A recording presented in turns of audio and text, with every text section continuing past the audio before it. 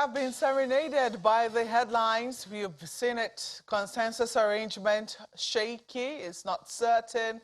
But, you know, for the last couple of weeks or so, we have been following what's been going on in the political space. As a matter of fact, we knew when we entered 2022 that perhaps most of what we will hear this year will be politics and the arrangement by political parties as they head into the election year 2023. Tomorrow is the convention of the All Progressives Congress, which will be holding here in the Federal Capital Territory. As ordinary people, non-card-carrying members of political parties, should we be interested in what happens within political parties? Is there a way we can influence what happens there? What should be our concerns? You know, in terms of how the system throws up leaders whom the generality of the populace eventually go to vote come 2023. So this is some of the questions we will be asking this morning, and we have with us Dr. Oke Ikechukwu, who is the Executive Director, Development Specs Academy. You're welcome to the program, sir. Thank you very much.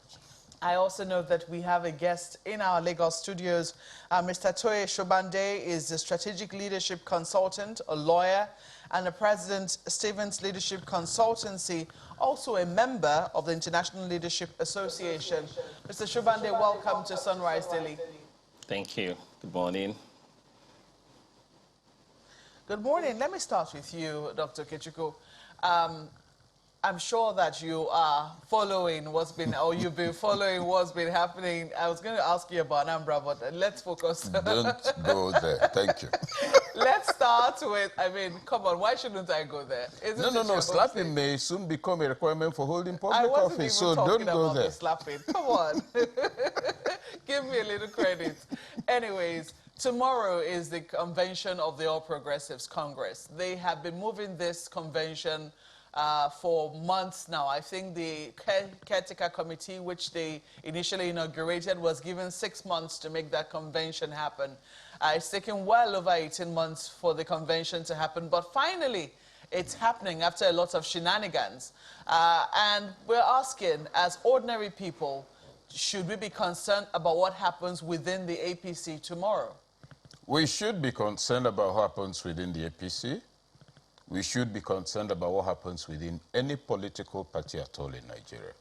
Because the outcome of what happens in those parties will impact us, will impact the future of the country, will impact the next generation, and will impact our rating in the international community.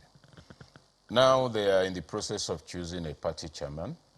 That's in addition to processes leading up to 2023. That's the emergence of a presidential candidate or presidential candidates for all the parties. I think we should be concerned.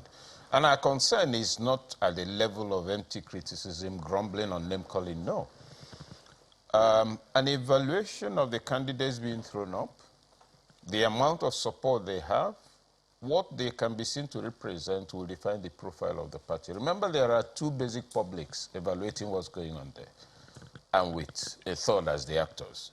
Those in a political party may decide that they want so-and-so to be their chairman. Observers outside Nigeria will look at the history, record, performance, disposition, economic standing of the person they've chosen, and they'll draw their conclusion. That if you could arrive at a consensus concerning Mr. A or Mrs. B or Madam B, it must mean that this is your perception of governance, this is your perception of the role of political parties, and this, you think, will give Nigeria a better future. So observers from outside will look at it, oh, if you could choose this kind of person, we are worried about what you have in store for Nigeria. Now, the level of the citizenry, what I suppose would ordinarily have happened was that within the various political parties, state chapters of the party, there will have been meetings, there will have been rallies, there will have been discussions, in which case, what do you call it, an organic basis for deciding who will be the chairman will emerge. But what I see in the parties, and it's not about APC, is that the big boys and girls meet among themselves, declare their preferences, many of them with a clear focus on the economic outcomes, eventually. And so you find that it's not about the people most of the time. It's not even about the nation. It's not about development. It's about holding the nation. and taking the free funds coming from under the ground, because development is not on the table. We've been retrogressing progressively, and what many of the parties overlook is the needed distinction between the fundamentals of leadership recruitment and the incidentals. The incidental is that you announce, okay, Ikechukwu as your new chairman. The fundamentals are these. What type of person have they chosen? What has been this person's record? How democratic is he?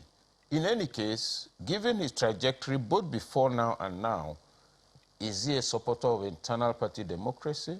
If he is, good. If he is not, how will that impact the growth of democracy in that party if he becomes chairman? Or how will it impact the development, fundamental issues of democracy in the nation if the person becomes president? Those are the issues, and we should be concerned, because this conversation has consistently excluded the people. The change of this, yes, the parties themselves. Think back to the days of Alhaji Shehu Shagari. Chairman of the party was Chief. I don't remember the name right away. If your chairman calls you, you come. That is the leader of the party.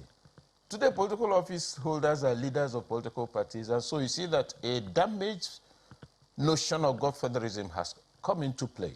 The older notion of godfatherism under Zik, under Wu, under Sir Ahmadu Bello, under Aminu Kano, was that I represent a certain ideology about leadership, and so I nurture you to drive that further. The recruitment process is to create a replacement generation for people who believe what I believe. Now, godfatherism is about putting somebody in place whose hand you use to pick the yam from the fire when it's ready. And so you see that that distortion has moved godfatherism from ideological godsons to, if you like, people you used to pick meat from the soup when nobody is looking. Now that does further damage, and is not helping democracy. I know that you're one of the very few people I have heard argue about how the concept of godfatherism has been changed into something that is now negative. I think you've argued in the past that it necessarily ought not to be, and that is something that is even allowed or ought to be in a system.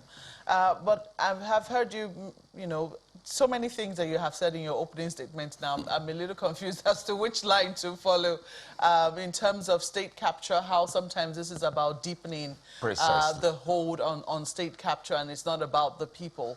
The question, and you've also spoken about internal democracy. There's plenty of talk right now around consensus arrangement. Yes. And interestingly, the new Electoral Act addresses that to a large extent, demanding that if there is going to be a consensus arrangement. I mean, we saw the long debate about direct and indirect primaries when the National Assembly insisted that direct primaries will be the only way that candidates will emerge.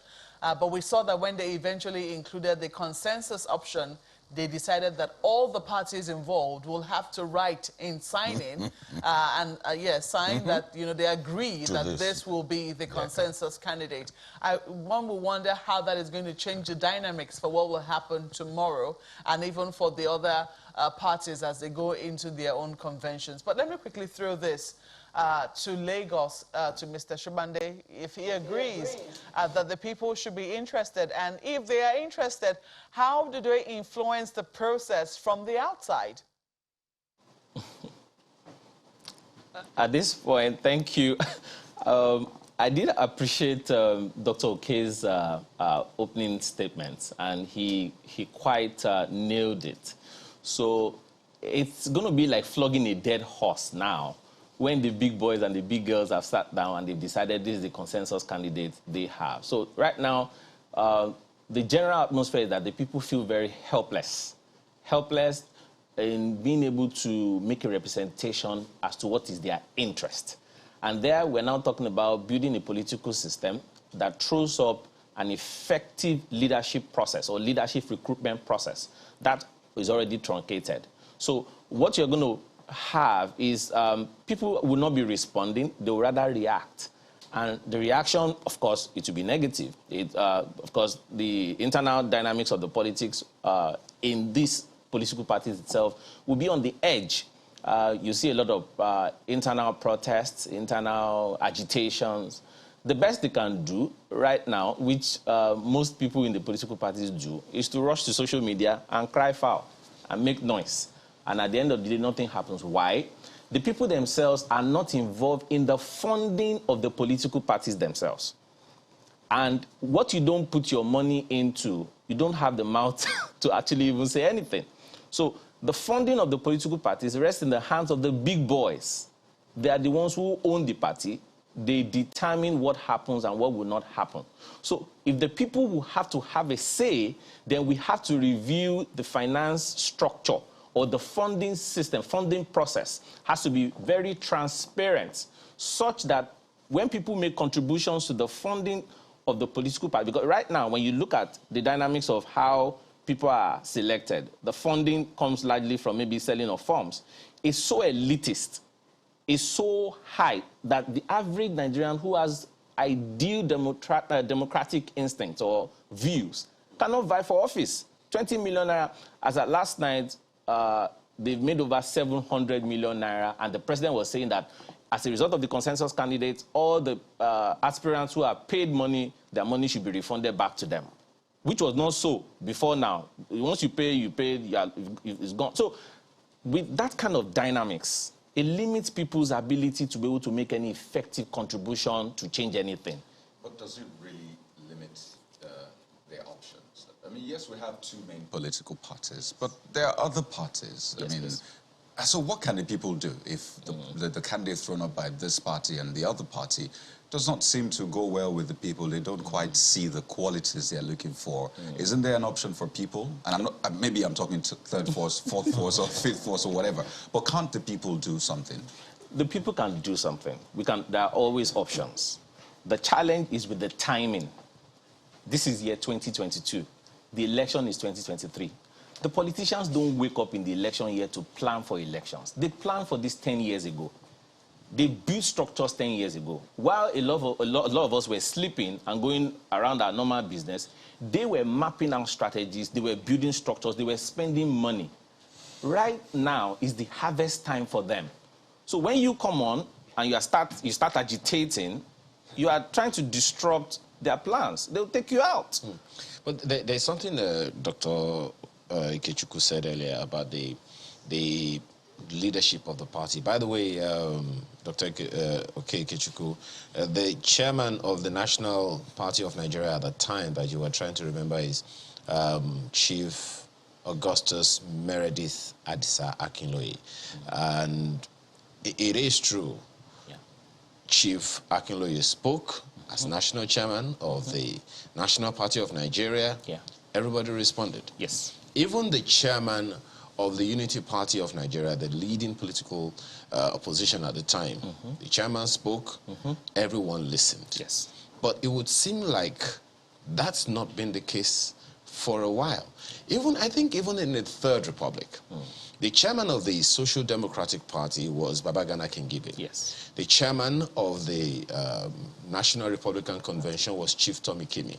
They spoke, members listened. All political interests listened.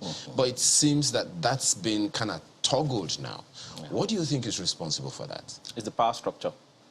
The power structure backed up by who is paying the bills.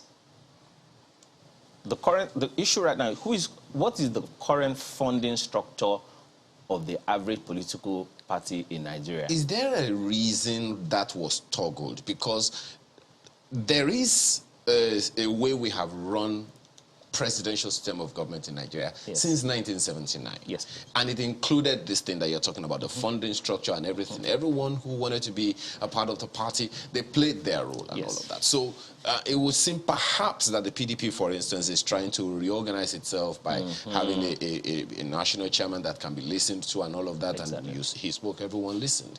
But isn't it, I don't know.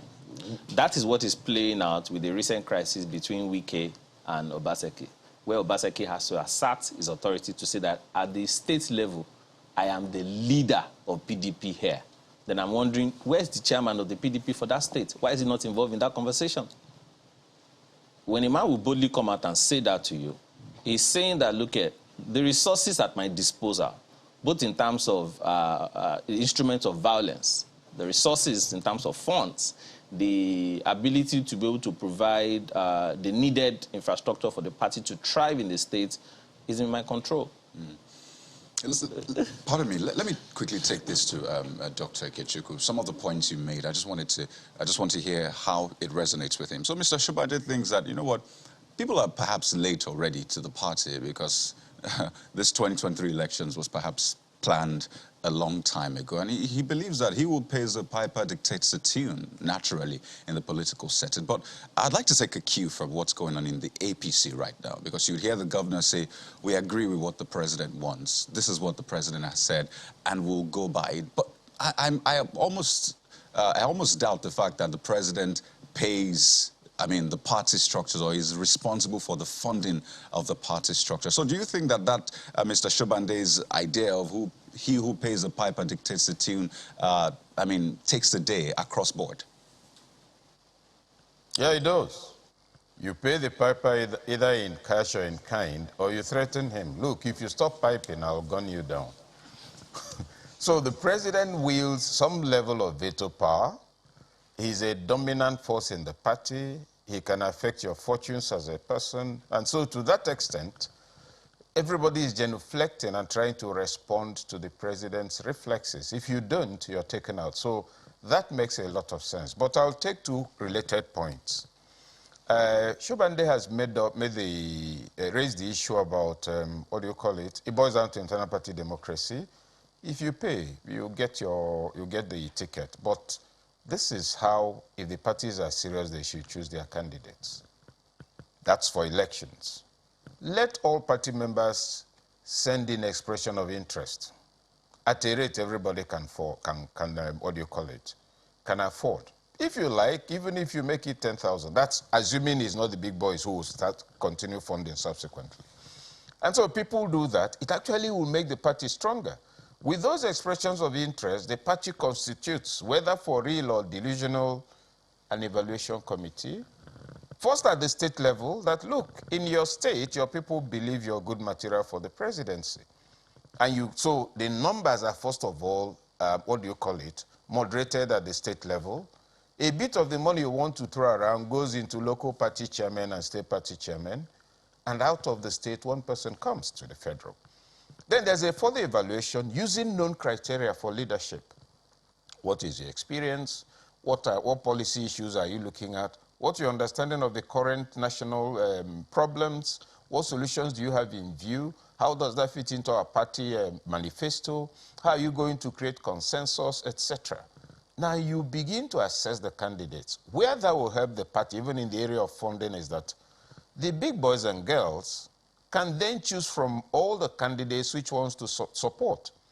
The horse trading can still go on, but you have placed it on the table. There's the illusion or intimation of democracy. Now that will make a lot of sense.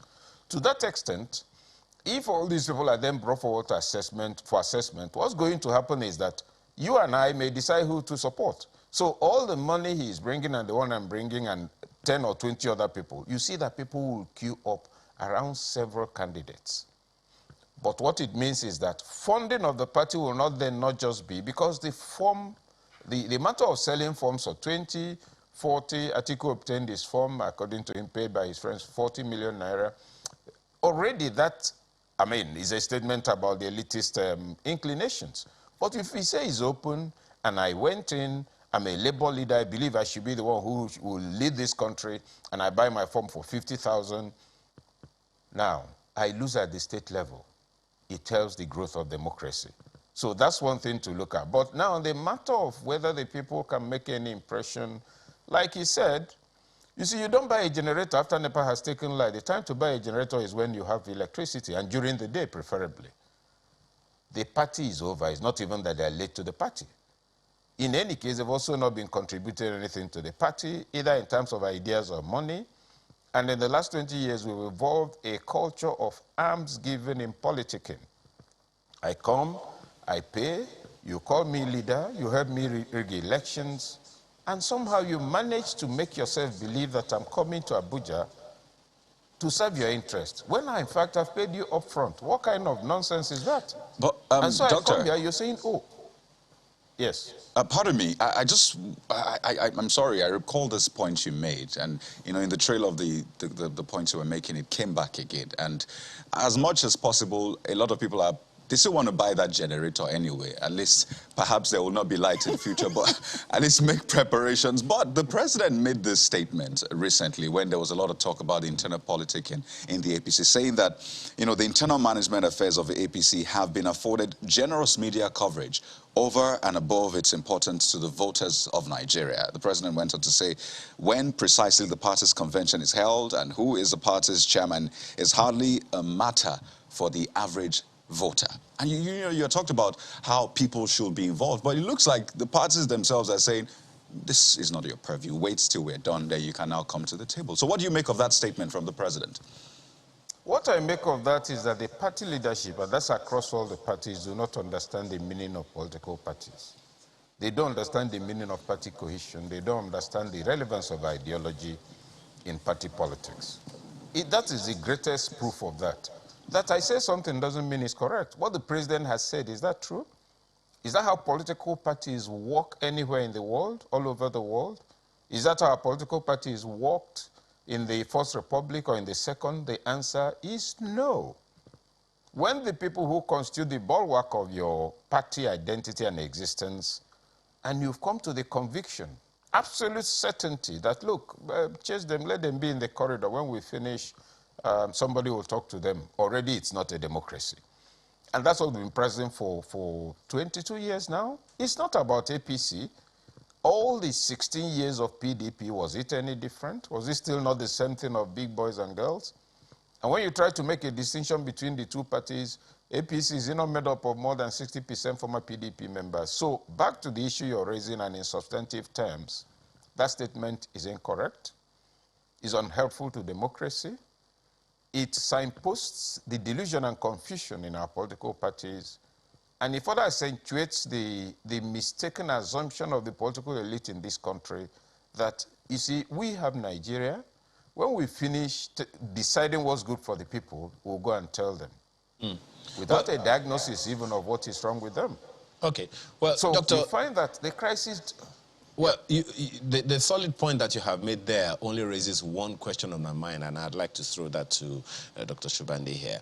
The fact that, okay, so that's the position of one political party and perhaps a good number of political parties. At the same time, we are calling on as many Nigerians as possible to join the political process and not wait to the end of the table, which is the voting point. So with this position, with this opinion from a highly respected politician as the president, as the leader of the ruling political party, how encouraging or not do you see that for helping other people who are outside to join any political party at all? It's not in any way. You recall I had mentioned on this same program some weeks back or some months back that we need to pay attention to the body language of those who are in rulership over us in this nation.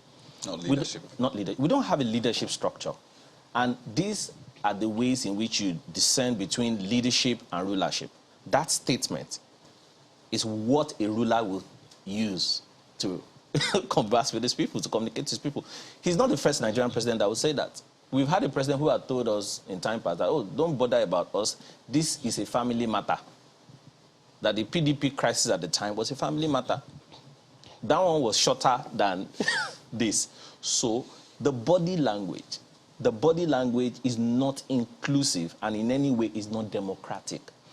The foundational problem is this. Our political system in Nigeria, as far back as 1922, which was in response to the Clifford Constitution, was that political parties were set up to wrestle or to get citizens, Nigerian citizens, involved in self-governance. Why? Because we're under colonial rule. If you check the history from that time till date, we have never set out to have a political party. The closest to it was maybe the Nigerian Youth Movement and the PRP of Aminu Kano at some point. We have never had a political party set out to draw up ideological objectives of leading the nation to development or transforming the nation. We've never had it. So foundationally, when we look at our history, in 1951, because of the parliamentary constitution that we had most political parties formed along ethnic lines. So each time political party formations happen in this country, it was in a reaction. It was a reactionary thing. And that's exactly what we are having now. APC came as a reaction to the fact that Nigerians were tired of PDP in government. Okay.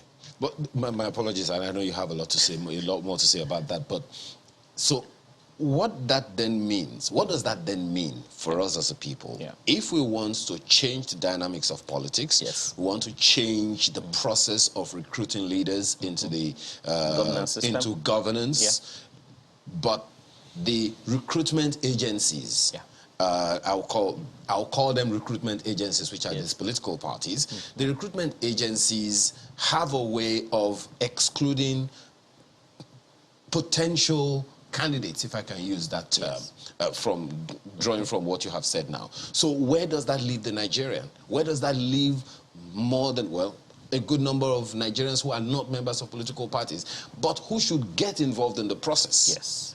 And That's Elumelu, where we're for having a instance, hard time. My apologies. And Elumelu, for instance, hasn't spoken about this thing for like ever, and we heard his voice recently. I was shocked. Professor Dr. Akinomi Additional has been, literally shouting himself hoarse about the process of getting youth involved in the process and all of that. And yet we have this process that we have. So where do we go from here? What we need to do is to count our losses with regards to 2023 and begin to prepare to join the political parties. That's where the problem is. People are not members of the political party, and yet they want the dividends of democracy to come to them. You are not attending... But you know that, I'm sorry, you see what's going on in these leading political parties. I know it's discouraging, but we have to do the dirty work. We have to do the dirty work. You see, I grew up in a home whereby my dad was in government and he was, a political party member. I see how people come to our house early in the morning for meetings. And I see how they hold meetings late at night. A lot of us are career professionals. How many employers will give permission to their employees who are political party members to go and attend? So the issue is intertwined in a lot of ways. But we still don't give up. There's still hope. Get to be involved in the political party, pick up a card, go to your local government council, be part of the local government activities there, begin to exchange ideas, begin to draw up proposals, begin to push it out there, if not directly to the leaders of the party at the local level, bring it out on social media, put it out online. Let somebody go, because a lot of the political parties are not structured on ideologies. Okay. There are no clear ideologies. Yeah. I know that Maokwa would want to step in at some point here, but let me ask Dr. Okechukwu, the issue you raised about the leadership structure of the political parties earlier, we have toggled it in this Fourth Republic. Do you see a path for us to rearrange it such that the person in government is not the one in charge of the political party as we have it now? Given the way things are configured, that's not going to happen. It's as simple as that. The political economy of the operating environment make it impossible. We've created a culture of I spend, you eat, and you do what I tell you to do. So in the short term, that is not going to happen. Let's just wake up to that reality. The other added reasons why it's not going to happen is that when you look at followership, here we are talking about the elite and leaders as demons, who are not trying to do the best for Nigerians. Can we focus a little on the Nigerians? Can we ask ourselves a few questions? That if any of us here becomes a minister today, that our relations, party members, village people, what do you call it, and people from our state will not come and harass the daylight out of us? How was they say to a minister who was invited and queried by the community? You're a minister, you've been minister for 4 months now. We're not seeing the evidence here. And when he tried to explain that, look, I'm minister of the Federal Republic. If all I'm doing is for my people, and other ministers are doing the same, there will be no Nigeria. But if other ministers are acting like me, faith in the Nigerian state will emerge. They nearly threw stones at him. So this conversation runs the risk of, of canonizing the Nigerian, what you call the average Nigerian or the poor Nigerians. Is it not true that less than 10 years ago, a teacher somewhere in the north ended up as a governor because he stood up against the governor. He was posted somewhere terrible. The people went and called him to contest. How much did he have? Nothing. Okay. Well, so you must register presence and drive conviction. Allow me to, well, let me allow you to have a snippet of what we were talking about behind the scene from something that you said earlier about our challenge being followership. Where do we begin from? Don't also forget that the followers have their issues on their hands. They have to deal with a myriad of issues on a daily basis and evolving ones from time to time. And the poverty figures in making life easier, fuel scarcity, energy crisis, and all of those things are there on their hands. And they still have the responsibility of recruiting people to serve them. And now it's an issue for them. How come? And how do we get around it? No, right now we are dealing with a totally distorted and bastardized environment. So we can't use this as paradigm. But is it possible to get people to refocus? The answer is yes. You see, every person has some degree of inherent personal dignity. If I'm your leader and I'm telling you, I call you and sit down and say, look, the way we are going, do you think this will work for us? I don't think it will work. And that's why I don't think I should go in a convoy of 13 vehicles. I'll go with 2 or 3. Do you think, see, by the time the leader looks real, it becomes slightly difficult for more and more people to focus on misconduct.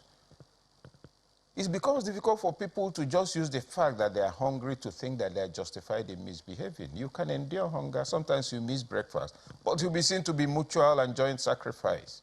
Your convoys are increasing. Every month you pull out between 500 million and 1.5 billion money as security votes, and your state is insecure. Every month between, let's say, be modest, 150 million goes to the local government. Nothing happens in the local government, but we see it allocated. Everybody is quiet. I get into public office. I was using one rickety car. In 6 months, I built a 150 million mansion in my village or in the town, and I'm living like I've been on the moon all my life. Everybody keeps quiet. Now, and this is the reality. Yes. This is the current reality where, you know, people continue to see that public office is a source of, it has become like every other business. yes, but you then see that there will be no incentive for good behavior. But where you find leaders who, on their own, actually represent the kind of leaders in your soul you know to be leaders, out of self-respect, you begin to act differently. Look around you. There are such people. You find within your community, the traditional ruler, there's a certain dignity to his person. There's a way he speaks. There's a sense of justice when he intervenes. If he deviates from it, there's a feeling of outrage. So we now migrate to the political level, and it will appear that reinforced rascality is a primary criterion for public office. Impunity as well. And so what's the cascade effect on the people? No, why should I be of good behavior? I mentioned the fellow who became a governor because people say this is the kind of person. You have such people all over the country. But you see, the political space is taken, like the president has said, it's none of your business. We are breeding an elite that is on an island, and between the island and the people, there's a massive body of water, and the people can't swim. But somebody can build a bridge, and that's what is not happening. Well, interestingly, within the APC, we hosted quite a few of them here on our platform. You know, there was some agitation in terms of when this convention was not happening, or, you know, was not going according to plan, or it looked like a lot of things were not in place to make sure that it was a successful convention. There were several agitations within the APC itself. I'm just wondering whether those kinds of agitations can cascade out, because for those people, they said that they joined the political party based on certain ideals and that they were not going to leave until those ideals were entrenched in the system. And the way to entrench the ideal is to elect a party chairman. They've been in power for 7 years. What are their views on the state of the economy? What are their views on herdsmen? What are their views on the current fuel scarcity? What did they say during NSAS? What's the indication that there's national cohesion under them? What's the ratio of appointments across the various regions in the country? You see, it's okay to come on TV and gripe about chairmanship, because I have an interest in the chairmanship. In all that conversation, where did the people come into it? Nowhere. oh, I have this thing, the party is supposed to be this. So once you elect the chairman you want, that will make up for years of misgovernance. Once you elect a party chairman, what is this ideology they spoke about?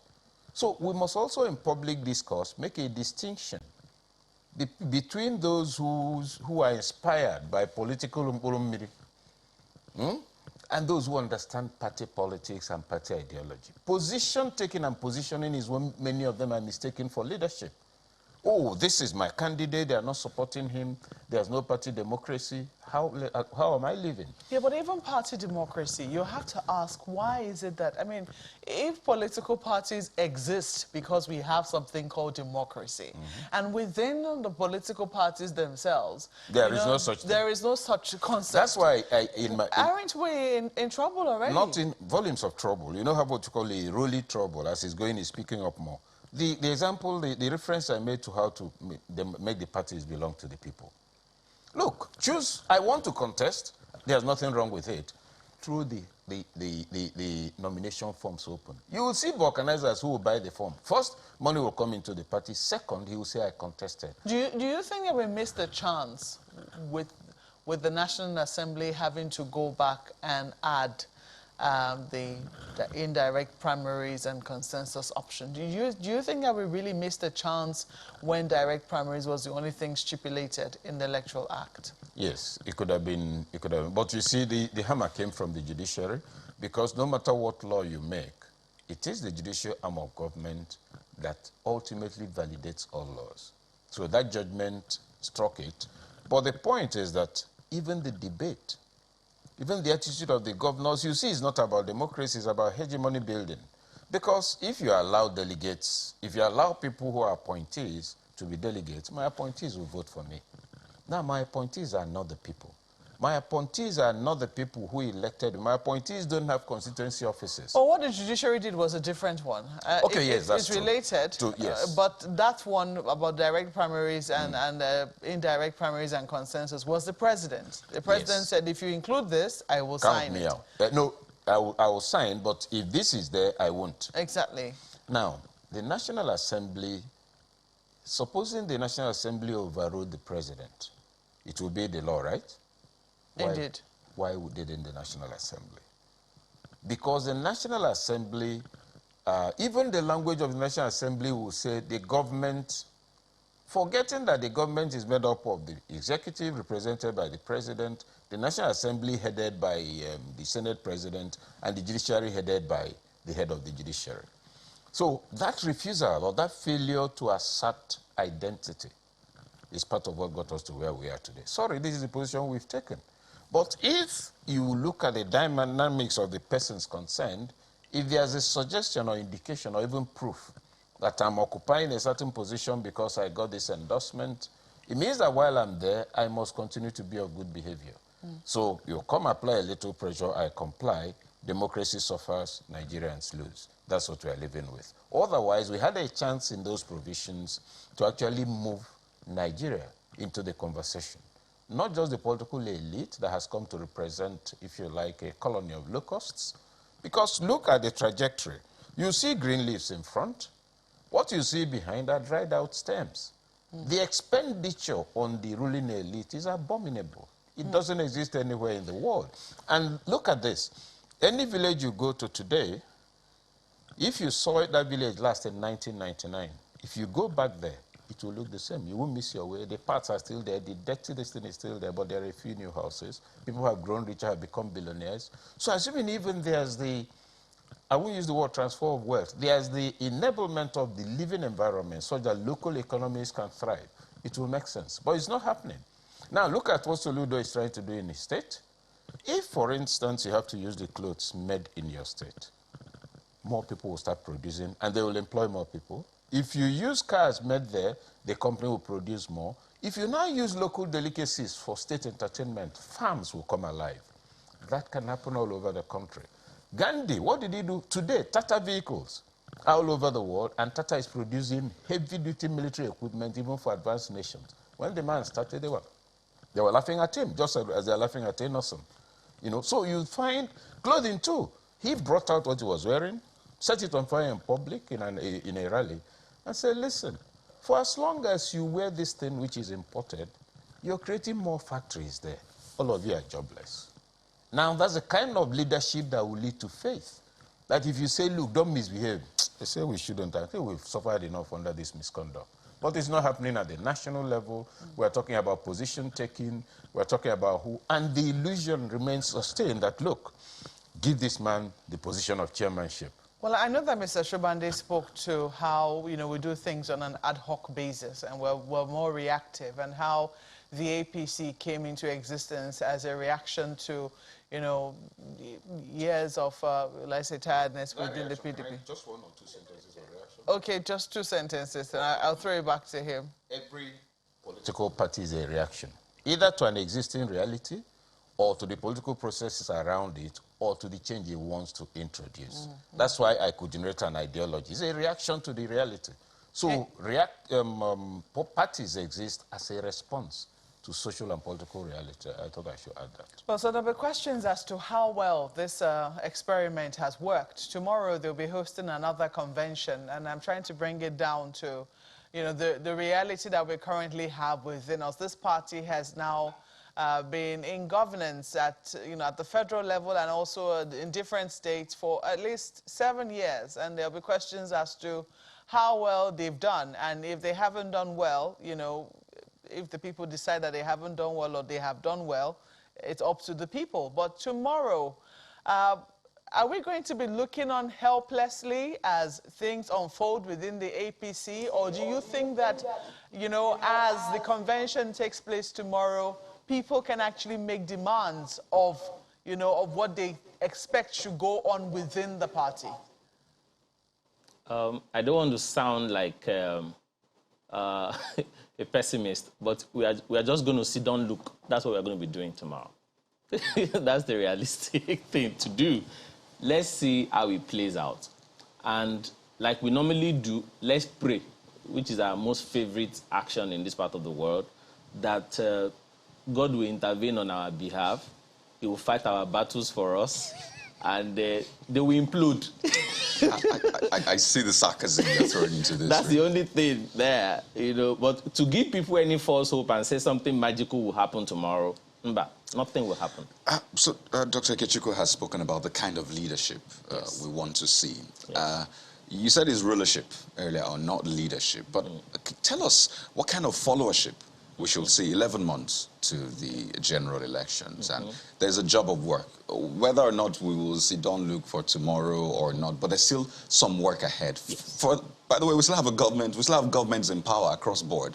The federal, states, should I say local? Let me just put it there for the record. But we still have a job of work to do now and in the future. So what kind of followership should we be seeing? We need a responsible followership. Responsible in the sense that, first, we obey the laws. We know the laws. We understand the laws. We comply with the laws. And by so doing, we are aligning with the cultural context in which leadership can be effective. And when I use the word cultural context, culture there is the prevailing mental model, which informs people's behavior. Now, if you look at the current behavior of the followers, it suggests itself that they themselves are not interested in wanting Nigeria to progress. Because I say it all the time, I am in doubt as to whether the average Nigerian is interested in Nigeria changing. Why do you say that? People prosper in the time of chaos. Like a famous actor said, chaos is a ladder. Anywhere you see chaos, somebody is profiting from it. People who profit from the chaos in this country will not want the chaos to stop because they are profiting from it. And they will take out anybody who wants to stop the chaos. There's a sophistication to the madness in that chaos. So is it people or some people or the generality of Nigerians? Dr. Ikechukwu said something very fantastic. That if you pick somebody from amongst us in the followership and throw them into governance, the real person will emerge. So some people say we've been recycling leaders. Sometimes I say, I don't think so, because the new ones that have showed up, they've not done anything better. So I don't have any guarantee that a youth in Nigeria today, with the current mental model that he or she has, will go into government and do anything better. How is that to change? Because we're winding down now. How do we change that paradigm? education, education, education, education, social orientation and reorientation. The current agenda on anybody's plate right now, discussing Nigeria, they discuss their belly first, they discuss their future. You cannot agitate a better future for somebody who is hungry. You cannot discuss development of Nigeria for somebody whose future looks bleak. But that's their reality. That's their reality. So we have to have a form of communication that gives some hope and also gives some reality to the fact that, look, you can't solve this problem within the 4 years tenure of a governor or the 8-year tenure of a president. Okay. You have Dr. to be a Okechukwu, part of the process. Thank you. Dr. Okechukwu, how do we change the paradigm? I don't believe that we are helpless. So how do we change the paradigm, especially from the follower's perspective? Oh, yes, it's not so difficult to change the paradigm. Remember when Buhari came in, there was a lot of hope. And if you think back carefully, you recall that for close to 2 weeks, we didn't have power failure. Surprisingly. Now, a leader who is seen to be what he says he is, that's one thing. But matter of changing the paradigm, we have to rework the concepts with which we are trying to introduce change. You know, we speak of the youth, that the future belongs to them, they are leaders of tomorrow. I think part of the education my colleague mentioned is that our youths need to understand that there's a difference between biological age and ideological age, or ideas age. A lot of young people have held office in this country, and they're still holding office even as governor. What's their track record? So I can be biologically within the age you call youth, and my ideas are the ideas of 90, 50, 75 years old people who have got us to where we are. Oh, I've been a PA, I've been an SA, I've been all sorts of things. And all I did within that period was actually to carry a bag, sometimes organize rigging, sometimes organize local social events. And to that extent, I've acquired no leadership skills, and I've come to understand leadership to mean privileges. When I'm going, I have my own PA, to even though I'm an SA somewhere, I go in official vehicle. So I acquire the reflexes of the very people who have got us where we are. And because I'm biologically young, you assume that a young person has taken position. So knowledge, that distinction needs to be reinforced so that young people begin to understand that any position you need to take, there are skills required for it. And let's do an evaluation of some of their platforms, Nigerian Youth Council, National Association of Nigerian Students. If you recall, about 2 years ago, the person emerging as president was a 42-year-old person. Now, those organizations have not been led by students for more than 25 years. They've always had at least 2 presidents. And when you associate with them, each of them has a jeep doing what? So the platforms for leadership recruitment have also been violated by politics. You go to Youth Council, it's the same thing. Slightly elderly people are the stakeholders. They are the leaders in all the states. And so you find that they are consulted on political matters. Now, effective leadership can change all that. They say a tree doesn't make a forest. That is open to argument. It's when you're thinking of shrubs. It cannot make a forest of shrubs. But where you have an Iroko, it has declared a forest. There's Iroko there. You respect that piece of land differently. A leader with the right focus, ready for the kind of sacrifice and all of that, that will begin to percolate. You quickly find people who feel the same way, but for whom the environment is very inclement, jumping out to say, yes, let's back up this man. And I hate to appear to be going back to Soludo, but you see that people are excited. Imagine what it will mean. The shoe you're wearing is made in your state, the dress is made in the nearby state. That is empowerment.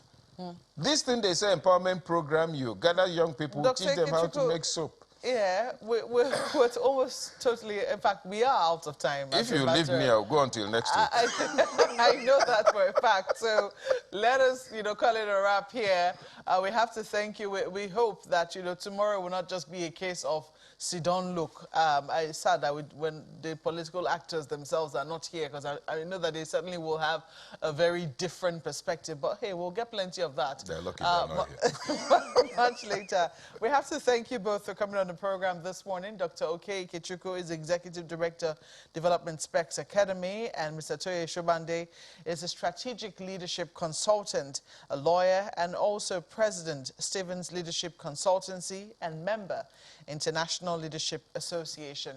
Gentlemen, thank you so much for coming on Sunrise Elite this morning. My pleasure. Thank you.